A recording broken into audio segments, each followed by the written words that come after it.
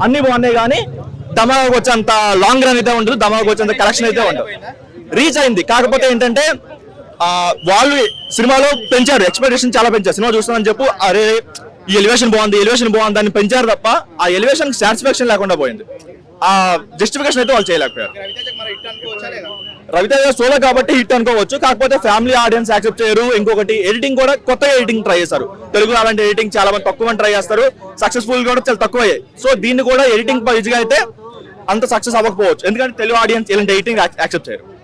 అంత బాగా రాలేదు ఎడిటింగ్ వచ్చింది, చాలా కొత్తగా వచ్చింది, టాప్ క్లాస్ హాలీవుడ్ లెవెల్లో వచ్చింది. కాకపోతే మనలో అంత చూడరు. ఓటీటీలో వచ్చాక అరే అండర్ రేటెడ్ అని అనుకుంటారు తప్ప థియేటర్లో మాత్రం ఎవరు ఎంకరేజ్ చేయరు.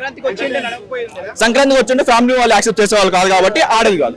ఇప్పుడు సోలోగా వచ్చింది కాబట్టి మేబీ ఆడే ఛాన్స్ ఉంది. అండ్ మన వాళ్ళ ఆడియన్స్ కూడా కొంచెం ఇలాంటి మూవీస్ ఎంకరేజ్ చేస్తే కొంచెం కొత్త సినిమాలు వస్తాయి. మన స్టార్స్ అయినా లేదంటే సీనియర్ హీరోస్ అయినా సరే ఇలాంటి సబ్జెక్ట్ ఇంకెక్కువ యాక్సెప్ట్ చేస్తారు. ఒకటి చెప్తాను, ఫిబ్రవరి 14 ప్రేమికుల రోజు వస్తుంది.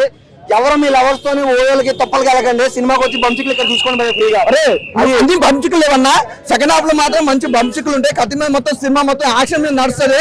నిజంగా ఒకటే భయ్యా సినిమాకి సంబంధించి కొన్ని పాయింట్లు మాత్రం చెప్తా. నిజంగా రవితేజ మాస్ లుక్ అంటే మామూలు మాస్ లుక్ కాదు. ఆ బీడ్ కానీ మనోడు హైట్ కానీ ఎవ్రీథింగ్ చాలా పర్ఫెక్ట్ గా సరిపోయింది. ఆ క్యారెక్టర్ వైజ్ ఈగల్ అంటే ఈగల్ లెక్క చూపించారు. సినిమా ఒక లెవెల్లో ఉంది భయ్యా. మెయిన్ ఏంటంటే హీరో గారి మొత్తం మనకు అన్ని సినిమాలు చూసినా కామెడీగా ఉంటాయి రవితేజ గారి గురించి. ఈ సినిమా మొత్తం అయితే అసలు ఒక కామెడీ అనేది ఒక కేజీఎఫ్ ఒక సలారు దీని అన్ని దాటుకొచ్చిన సినిమా ఏదంటే ఏగల భయ్యా. ఎవరు మిస్ అవ్వద్దు. సూపర్ భయ్యా, సూపర్ యాక్షన్ సీక్వెన్స్ అనమాట. సీక్వెన్స్ అదిరిపోయినాయి, నిజంగా చాలా చాలా బాగుంది. అన్నిటికైనా బంచికలు బాగున్నారు. Thank you.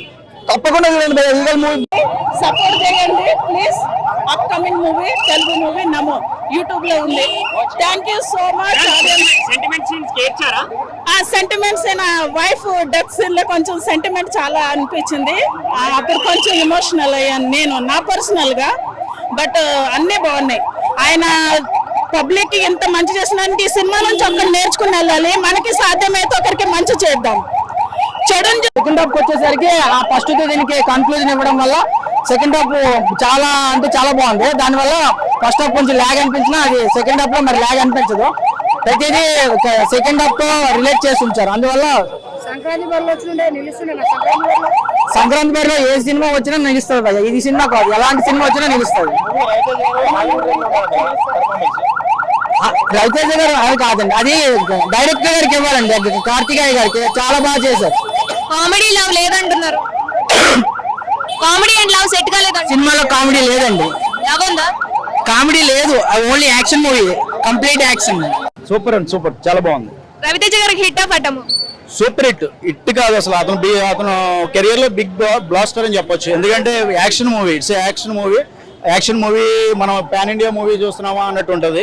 ఒక హాలీవుడ్ మూవీ రేంజ్ లో ఉంటుంది. గన్ యూజ్ చేయడం రవితేజ గారు ఇలా కూడా యూజ్ చేస్తారు అన్నట్టు చాలా ఎక్సలెంట్ గా తీశారు. ఎక్కడ సినిమా తగ్గదు, ఎందుకంటే ఇది full entertainment, mass entertainment and comedy, love అన్ని ఎవ్రీథింగ్ ఉన్నాయి. ఈ డిఫరెన్స్ ని తెలుగు ప్రేక్షకులు యాక్సెప్ట్ చేస్తారా? డెఫినెట్లీ యాక్సెప్ట్ చేస్తారు. ఎందుకంటే మాస్ మహారాజ్ అంటేనే ఒక ఎక్స్పెరిమెంట్ చేస్తారు.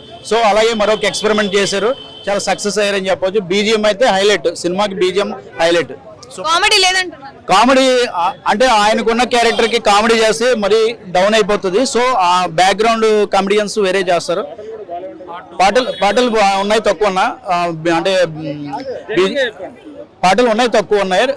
సూపర్ గా ఉంది. మెలోడీ అయితే ఒక సాంగ్ అయితే ఎక్సలెంట్ గా ఉంది, చాలా బాగుంది.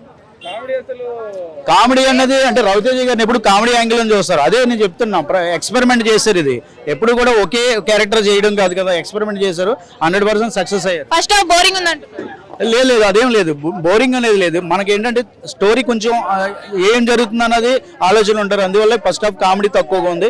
సో కామెడీ ఎక్స్పెక్ట్ చేసి వచ్చే వాళ్ళకి అలా అనిపిస్తుంది. మూవీలో కన్ఫ్యూజన్ ఉంది అంటున్నారు. లేదు అంటే కన్ఫ్యూజన్ అనేది ఒక బోరింగ్ లేదు బ్రదర్. అలా ఎలా చెప్తారు మీరు చూడకుండా? బోరింగ్ లేదు, ఎక్సలెంట్. అంటే ఒక ఎక్స్పెరిమెంట్ చేశారు, దాన్ని మనం అర్థం చేసుకోవాలి అంతే.